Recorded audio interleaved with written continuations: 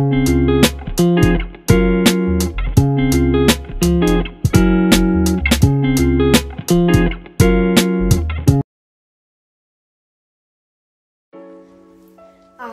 vítám vás u dnešního videa a dneska to je balíček. Bude to dneska unboxing, taky vám dneska ukážu králíčky, jak se mají, co dělají a ještě vám trošku popovídám něco o ještě prostě tak. Tak jdem na to a dostáváme se vlastně k tomu, co jsem si objednala. Dám vám teď chvilku, můžete si to tipnout, můžete se tady podívat na tu velikost.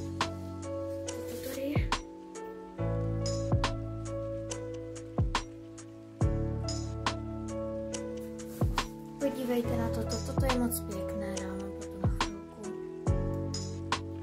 Tak, to se mi moc líbí a už mě splnil nějaký čas. A já vám to teď řeknu a objednala jsem si řasokouli. Jo, objednala jsem si řasokouli, protože prostě, já vím, je to rostlina, ale je hodně hezká, moc se mi líbí, je hodně nenáročná a taky se mi líbí, že se s ní můžeš v uvozovkách mazlit, takže jsem si objednala řasokouli a rovnou jsem si k ní objednala i akvárium, jakoby ne akvárium, ale aha, tak máme tu výplň. To je tam hodně výplně.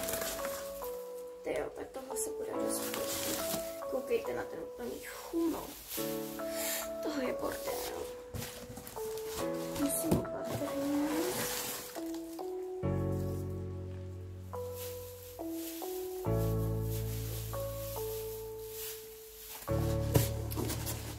Je v tom dobrý úmysl, ale ta krabice je strašně velká oproti tomu balíčku. Podívejte se na to. A předpokládám, že ano. Uvnitř je řasokoulička. Tak jo, mám tu napsané milá moje jméno, to vám neřeknu. Velmi si vážíme vaši přízně a děkujeme, že jste si ke koupi řasokoulí vybrala právě řasokoule EU. Budeme velice rádi, když napíšete krátkou recenzi na web zakoupenému produktu. Jako poděkování vám poté zašleme slevový kupon na 11% slevu. S láskou vaše řasokoule. Objednala jsem to vlastně z řasokoule EU, takhle to můžete vidět. A to je moc pěkné, tak to jsem ráda, vypadá to moc hezky, moc rostomilé. A teď už se podívám rovnou na ty produktíky. Řasokoulička vypadá, že je moc pěkně kvalitně zabalená, což se mi líbí. Vypadá to, že je tam voda. Bude to vlastně vidět kapičky takhle, to se mi líbí. Akorát říkali, že to bude nějaký návod, teď to úplně nevidím. A tady je vlastně skleněná takováhle jako banička, která se mi moc líbí, je moc rostomilá. Moc se mi líbí, je prostě taková hezká, je taková jednoduchá a do ní přijde ta řasokoulička a bude tam prostě napadená řasokoule. Já si to tu ještě prohnávám v tom papíru, ale spíš bych ocenila, kdyby nedávali to lidi plně a spíš dali menší krabici, protože tohle je úplná hromada toho papíru. Not so good. Jsem docela teď od toho papíru. Každopádně.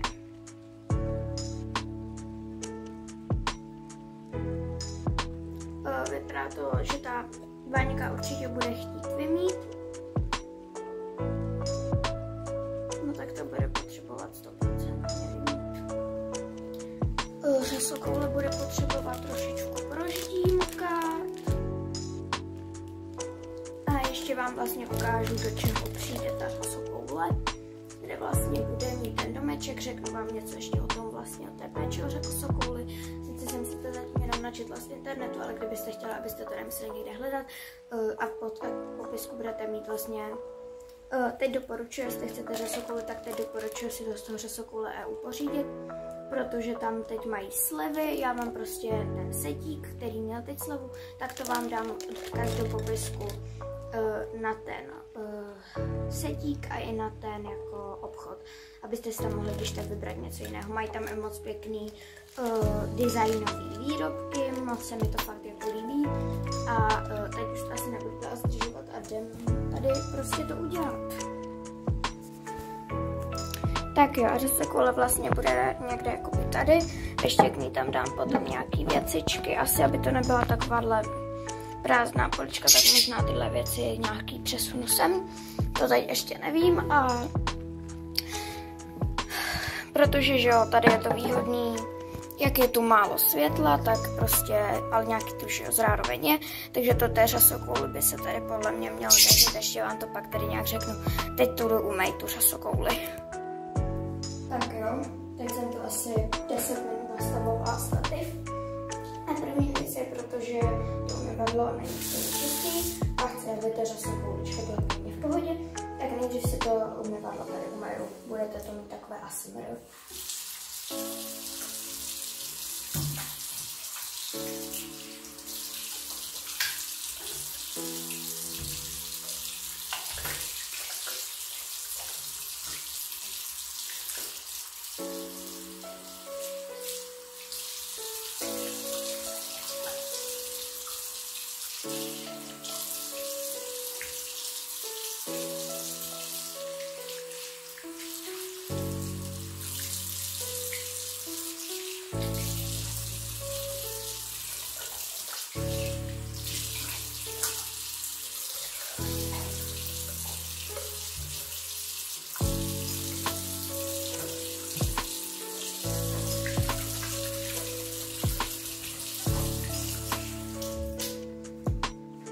Takže to bychom měli a další věc si tu hodně opatrně vymít, nějak vypláchnout tu baňku. Nesmím dělat opatrně, protože fakt je to úplně jemně blízko. A fakt to hodně nechci, aby se s tím něco stalo. Takže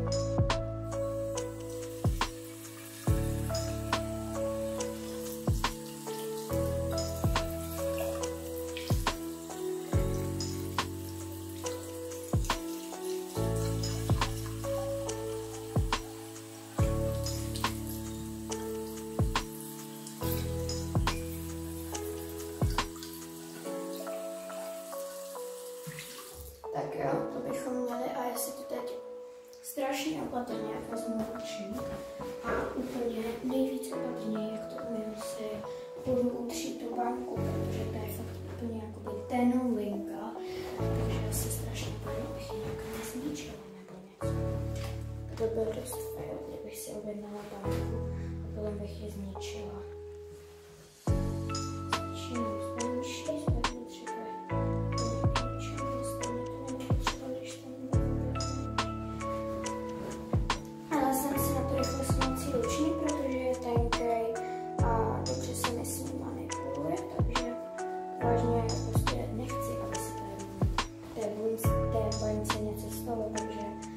Snažím být hodně opatrná.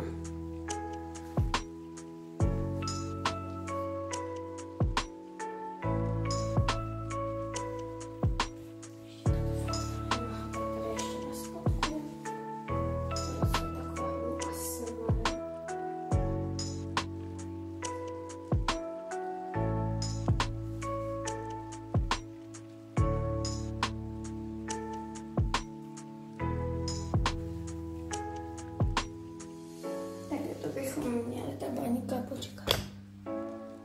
To vypadá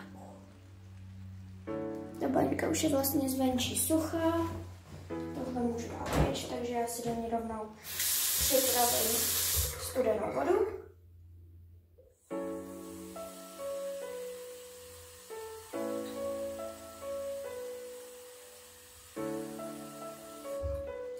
Začíná to být těžké, takže to fakt hodně opatrně.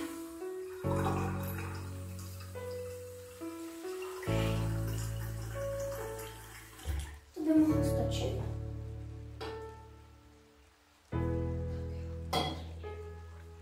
Nic se toho nestalo, než kouli. Teda té baňce ještě trošičku doladím. Řasokoulička.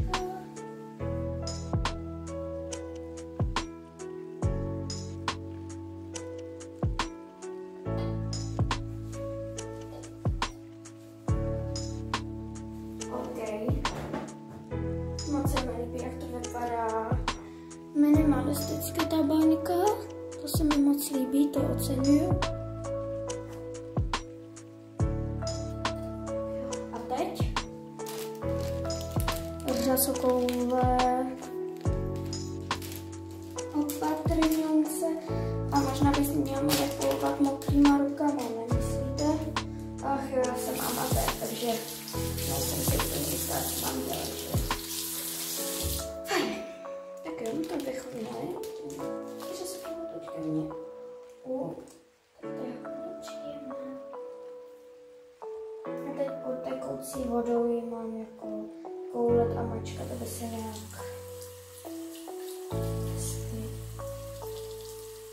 detoxikovala, aby se pěkně z ní zase stala krásná řasokoulička.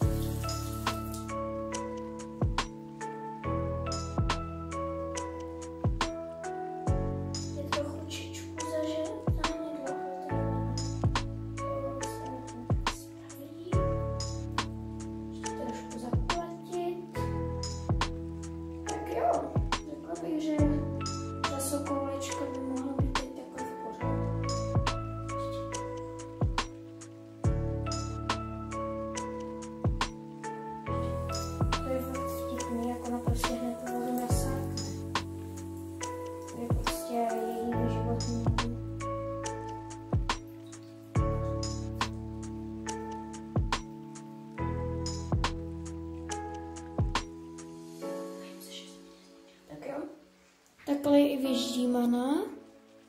A teď jenom si dojdu utřít ruce. Necháme tu chvilku položenou. A dám si do té baťky, kterou tu už mám připravenou tady. Takže do ní opatrně se dám řasokouli. A je tam. Já vám to ještě ukážu. V pokoji to bude líp vidět u mě. Ať se nerozbije, tak. To je krásná. No tak to se mi moc líbí.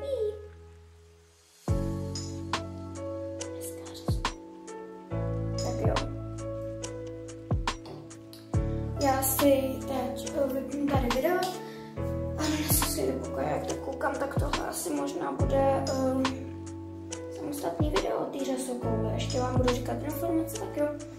Tak jo, já si to teď vypnu tady video a půjdu do pokoje s řasokoulí a bude to v pohodě všecko, ok? Tak jo. Tak jo, řasokoulička už je umístěna. A teď mě si vyberu ještě tuhletu a tuhletu dekoraci. Tady takovýho ptáčka a takového jednoduchého jeřába. Jeřába dám asi víc k řasokouli. Ptáčka jsem a řasokouli teda v tom případě posunu takhle. OK, to se mi moc líbí. Vznikl takový jednoduchý minimalistický vzhled možná toho jeřába. Tak sem dám jenom toho jeřába asi. Jo, to asi vypadá trochu líp. Ještě to trošku poupravím. A ten jeřába má takhle. OK, takhle bych to asi pro teď nechala. Normálně jako z mých očí, ne jako bez kamery to vypadá líp, ale takhle myslím to taky vypadá pěkně. Napište mi do komentářů, jak si vám to líbí. A teď už se můžeme přesunout na nějaké ty basic informace o řasokouli. Tak jo, nějaký ty základní informace o řasokouli. Tak jo, řasokoule je prostě koule z řas, kde se ty řasy uchytily na nějaký malinkatý kamínek nebo zrnku písku a vlastně začaly na tom růst. Objevují se hodně na severní polokouli, třeba v Japonsku a žijí v jezerech. Když my chceme chovat řasokouli doma, tak nám v podstatě stačí jenom nějaká průhledná nádoba, kterou neproteče voda. Může to být jak speciální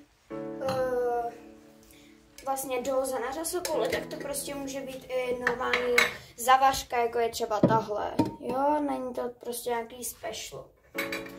Do té budeme v podstatě potřebovat jenom normální vodu z kohoutku. A to je pro řasokouli všechno. Ona si všecko, co potřebuje, sežene z té vody a je to v pohodě.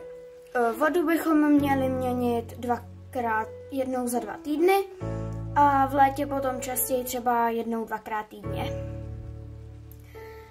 Řasokole můžeme množit, když se nějaký kousek z nich jako utrhne, tak prostě ho nechme růst. A to je vlastně teď všecko. U řasokole vlastně to, kvůli čemu se stala tak populární, je nejen ta nenáročnost, ale hlavně to, že vy vlastně třeba jednou týdně musíte vzít podtekoucí vodu takhle do ručky a musíte si ji takhle jakoby pomačkat, abyste ji detoxikovali a ještě takhle, aby se udržel ten hezký tvar, protože to vlastně simuluje nějaké to koulení se pod ně v těch jezerech. Tady vlastně nádobu z řasokoulí umísťujeme někam, kde je světlo, ale je ho málo a další věc, která často lidé se bojí, takový red flag pro ně, když nemusí být. Když řasokoule plave na hladině, tak nebojte se, nic se jí neděje, je to prostě přirozená věc, oni to dělají, když jsou v hluboké vodě, tak se prostě nadzvihnou, plavou po hladině, dokud se nedostanou na nějakou mělčinu a tam se zase prostě spustí dolů. Pokud chcete, aby klesla, stačí trochu pomačkat, ona zase z ní ty plyny jakoby zmizí, takže to je celkem v pohodě. A no, ještě něco, co jsem zapomněla? Asi ne, tak jo. Takže to je vlastně tady všecko. Takže pokud se vám to video líbilo o té řasokoulice, pokud vás zaujaly ty informace nebo prostě něco, tak nezapomeňte ho podpořit lajkem, pokud to ještě nemáte odběr, tak ho určitě dejte, protože bude teď vycházet fakt hodně dobré Percy Jackson video. Sdílejte tohle video svým kamarádům, pokud si myslíte, že by se jim řasokoule líbila a to je všechno. Ahoj!